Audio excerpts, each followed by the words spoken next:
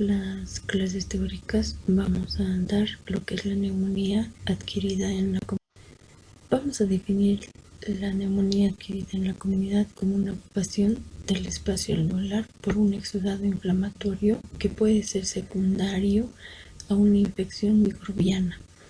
Puede ser bacteriana, viral, micótica o parasitaria.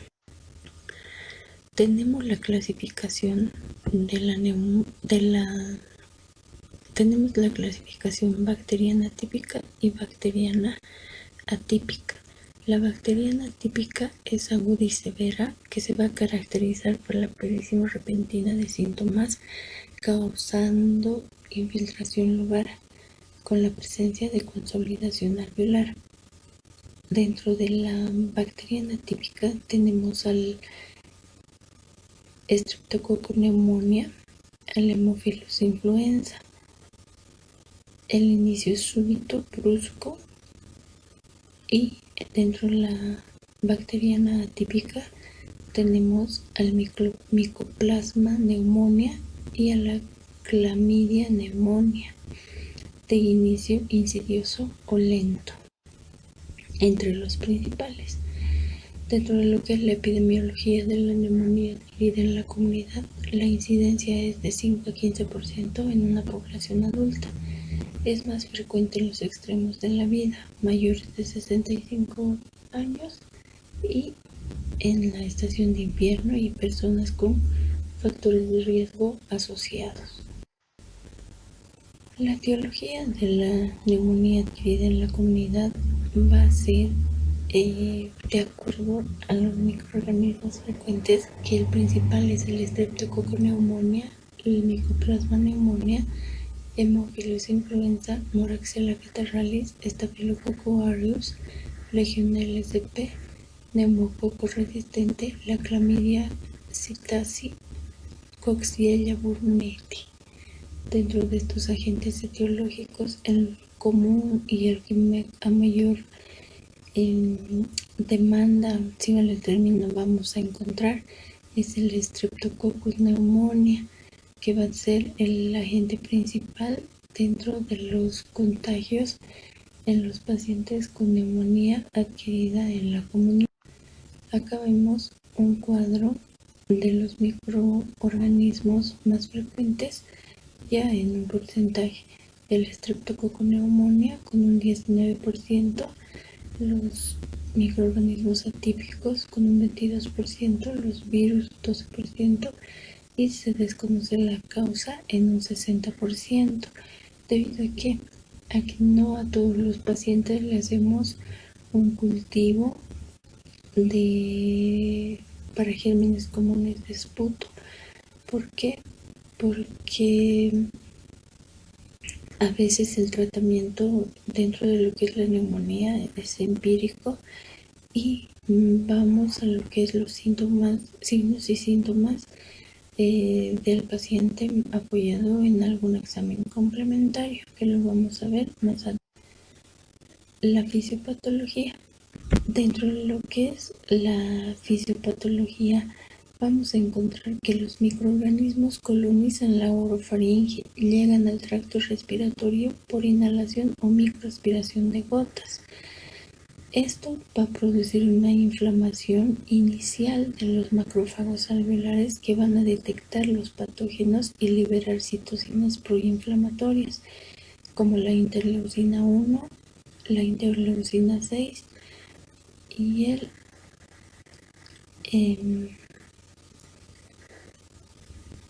factor de necrosis tumoral. Toda esta inflamación inicial de los macrófagos van a llegar a los neutrófilos para destruir las bacterias que dañan el epitelio alveolar, acumulando un exudado purulento, y a su vez va a haber una consolidación lobar en el alveolo lleno de fibrina, neutrófilos y eritrocitos. La consolidación impide la ventilación, generando un shunt intrapulmonar que va a ir a causar la hiperventilación secundaria y la alcalosis respiratoria. produciéndose así los signos y síntomas de la neumonía.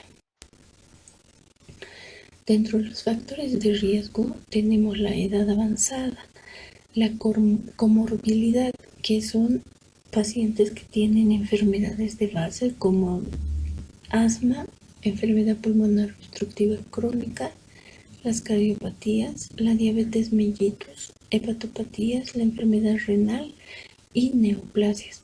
También dentro de los factores de riesgo está el consumo del tabaco, la malnutrición y el deterioro del estado mental. ¿Cuál va a ser el mecanismo de infección? Por vía inhalatoria, contenido orofaringeo. Va a haber una diseminación hematógena por contigüidad y la extensión directa de un foco infeccioso. Entonces podemos mencionar dentro de lo que son las manifestaciones clínicas, vamos a encontrar tos con expectoración mucopurulenta, alzas térmicas no cuantificadas, diaforesis, astenia, adinamia. Estas manifestaciones clínicas van a ser parte de la enfermedad aguda menor a 2 semanas, donde vamos a encontrar el principal síntoma es la tos con un 90%, seguido de la fiebre en un 80%, la disnea en un 66%, la producción de esputo en el 66% y un dolor pleurítico. Dentro de lo que es las manifestaciones clínicas también vamos a encontrar los signos de consolidación pulmonar. Vamos a encontrar matidez, aumento del frémito, eufonía, ruidos bronquiales y estertores, de acuerdo a la patología. Tenemos el síndrome de condensación, que puede ser agudo o crónico. Los hallazgos médicos tenemos que valorar la inspección, la palpación, la percusión y la palpación. Dentro de lo que es la exploración física tenemos los signos de la inspección, que vamos a ver taquimia o uso de los músculos accesorios de la respiración. En la palpación, vibraciones vocales aumentadas cuando hay consolidación y vibraciones vocales disminuidas en caso de que haya un líquido pulmonar y pleural. A la percusión vamos a encontrar una matidez, que va a ser parte de la consolidación. Dentro de la matidez hídrica vamos a encontrar líquido pulmonar y pleural. También tenemos a la auscultación estertores crepitantes, ruidos bronquiales, frote pleural. Todos estos síndromes se llaman síndromes de condensación, que tenemos el síndrome de condensación completo, el síndrome de condensación incompleto. Dentro de lo que es el síndrome de condensación completo es todo lo descrito más el soplo tubárico, que se va a diferenciar del síndrome de condensación incompleto. Entonces, ¿qué nos diferencia el síndrome de condensación incompleto del síndrome de condensación completo? El soplo tubárico. Cabe recalcar que el diagnóstico lo vamos a hacer mediante pruebas laboratoriales, hemocultivo, cultivo de esputo y serología. Dentro de los exámenes de laboratorio podemos hacer una tinción Gram y un esputo. Depende de la calidad de la muestra que vamos a hacer uso de antimicrobianos, y la tinción Gram y el cultivo pueden tardar en darnos una respuesta. Los gérmenes mayormente identificados son el Streptococcus pneumoniae, Staphylococcus aureus y las bacterias gram negativas, de sensibilidad y especificidad variable. Dentro de lo que es los hemocultivos, son unos índices de confirmación diagnóstica es bajo. Tenemos de un 5 a 14% de hemocultivos obtenidos en pacientes hospitalizados por neumonía adquirida en la comunidad son positivos. La reacción en cadena de polimerasa, la PCR, nos va a dar de los frotis rinofaringios, que se convirtió en los estándares para el diagnóstico de enfermedades virales. El PCR múltiple se puede detectar el ácido nucleico de algunos microorganismos como la Legionella, el Mycobacterium pneumoniae, las micobacterias. En los exámenes de laboratorio vamos a pedir los biomarcadores, que es la proteína C reactiva y la procalcitonina. Los biomarcadores de inflamación grave son concentración que aumentan cuando hay una respuesta inflamatoria, sobre todo contra el patógeno bacteriano. El PCR es útil para identificar el empeoramiento de la enfermedad y el fracaso del tratamiento. Y la procalcitonina nos permite discernir entre una infección bacteriana y viral. Cuando va a haber infección bacteriana, la procalcitonina va a estar elevada. El corte en los laboratorios es de 0,5. Mayor a 0,5 ya estaríamos considerando una infección.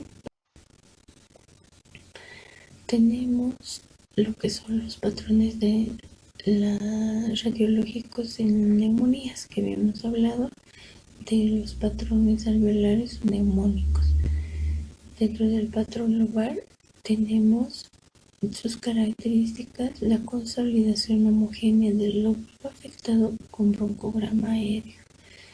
En lo segmentario tenemos a la bronconeumonía, que es una enfermedad en el espacio aéreo parchada que frecuentemente afecta de manera simultánea a los segmentos y tiene ausencia de broncograma aéreo y puede haber atelectasias. Tenemos dentro de lo que son los patrones de neumonías el patrón intersticial, que es la enfermedad intersticial reticular, que suele diseminarse de manera difusa en los pulmones desde las fases iniciales del proceso, a menudo que evoluciona hacia la enfermedad del espacio aéreo. Luego tenemos el patrón redondo y el patrón cavitario.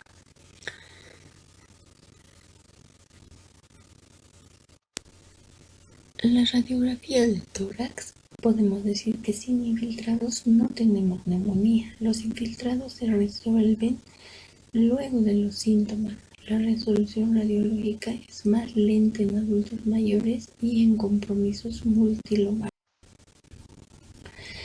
Acá tenemos una radiografía de tórax donde evidenciamos una opacidad heterogénea con broncograma aéreo de bordes mal definidos en una región supradiafragmática. Y acá tenemos una radiografía donde vemos una opacidad homogénea con tenue broncograma aéreo de bordes mal definidos y que se encuentra en la región infraclavicular y supraclavicular derecha. Acá tenemos otra radiografía de tórax donde nos está mostrando con la flecha negra la opacidad heterogénea de bordes mal definidos sin broncograma aéreo con infiltraciones en la región parailiar derecha e infraclavicular derecha. El manejo de las neumonías se hace por las escalas pronósticas. Por ejemplo, el PCI, que es el índice de severidad de la neumonía, el CURB-65, la ATS-ITSA, el SMART-COP y el SCAPA. De todas estas escalas pronósticas, las que más manejamos son el índice de severidad de la neumonía, la CURB-65 y la ATS-ITSA. Los criterios de ingreso hospitalario por neumonía adquirida en la comunidad con la escala pronóstica de CURP que nos va a medir la confusión, urea, la respiración, el blood y la edad. La urea tiene que ser mayor a 7 millimol litro. La frecuencia respiratoria mayor a 30 respiraciones por minuto. El blood, la presión arterial sistólica menor a 90 y la diastólica menor a 60 milímetros de mercurio y la edad mayor a 65 años. Con todos estos criterios podemos ver tanto en la clínica y el laboratorial del paciente para definir un tratamiento. Por ejemplo, la CURP nos da una escala de 0 a 1, que el tratamiento puede ser extrahospitalario, CURP 2, ingreso hospitalario y CURP 3, el ingreso a unidad de cuidados intensivos. Entonces, esta escala pronóstica nos sirve en personas mayores de 65 años, donde lo que se va a evaluar es el tratamiento que va a recibir el paciente y el lugar donde debe realizarlo. Puedes realizarlo de forma extrahospitalaria, ingreso hospitalario o ingreso a la unidad de cuidados intensivos. Acá tenemos el CURP 65 que nos estamos describiendo la puntuación. Nos da una escala de 1. La respiración tiene que ser mayor a 30 por minuto, 1. La presión arterial sistólica menor a 90, 1. La edad mayor a 65 años tiene que ser 1. Entonces, de acuerdo a la puntuación, el paciente se va a definir si el paciente va a tratamiento domiciliario, tratamiento en hospital o tratamiento en la unidad de medicina crítica y terapia intensiva. Luego tenemos la escala pronóstica, el SCAP. No usamos mucho el SCAP, pero esto nos da un score de alto riesgo, donde se llega a una puntuación de 20 puntos. Esta escala nos va a definir los criterios de la ATS, que tiene que ser un criterio mayor o al menos 3 criterios menores. De eso vamos a definir si el paciente recibe tratamiento en la UCI o recibe tratamiento hospitalario. La ATS clasifica la neumonía severa por criterios principales y criterios menores. Los criterios principales tenemos a la dificultad respiratoria, que el paciente requiere ventilación mecánica, y por el choque séptico. Dentro de los criterios menores tenemos confusión, frecuencia respiratoria mayor a 30, nitrógeno ureico mayor a 7 milimol litro, leucopenia, trombocitopenia, hipotensión que requiere fluidos agresivos y la PAFI menor a 250 y los infiltrados multilobares. Entonces, para la ATS-ITSA está muy claro los criterios principales, que es una dificultad respiratoria y el paciente requiere manejo ventilatorio. El choque séptico, que el paciente está con sepsis debido a que los glóbulos blancos, hay desvío, hay leucocitosis, desvío a la izquierda. También tenemos la procalcitotina elevada, y esos parámetros nos van a dar pauta o pausa para ver con qué criterios cumple el paciente y que si requiere manejo urgente por la unidad de intensivos. Dentro de lo que es el tratamiento, tenemos un tratamiento ambulatorio. Este tratamiento ambulatorio se divide en 5 comorbilidades: tratamiento ambulatorio con comorbilidades, tratamiento de hospitalización moderada y pacientes en unidad de cuidados intensivos. Dentro de lo que es el tratamiento ambulatorio sin comorbilidades, entramos con las beta-lactamasas. En el tratamiento ambulatorio con comorbilidades ingresamos con las cefalosporinas de primera y segunda generación, y en la hospitalización moderna encontramos, en la hospitalización moderada vamos a tener que dar cefalosporinas más asociada a una quinolona, y en pacientes en terapia intensiva vamos a tener que dar antibióticos de un gran espectro. El tratamiento de la neumonía generalmente es empírico y damos a las neumonías bacterianas no complicadas. En la neumonía típica, el tratamiento de elección es beta-lactámico, y como alternativa tenemos a los beta-lactámicos más cefalosporinas. En la neumonía atípica encontramos a la acitromicina y en la claritromicina. Todo esto es parte de las causas que pueden dar el tiempo de iniciar el tratamiento. Debe ser la primera dosis a las primeras 6 horas después de inicio de síntomas. Más de 4 horas aumenta la morbilidad hospitalaria.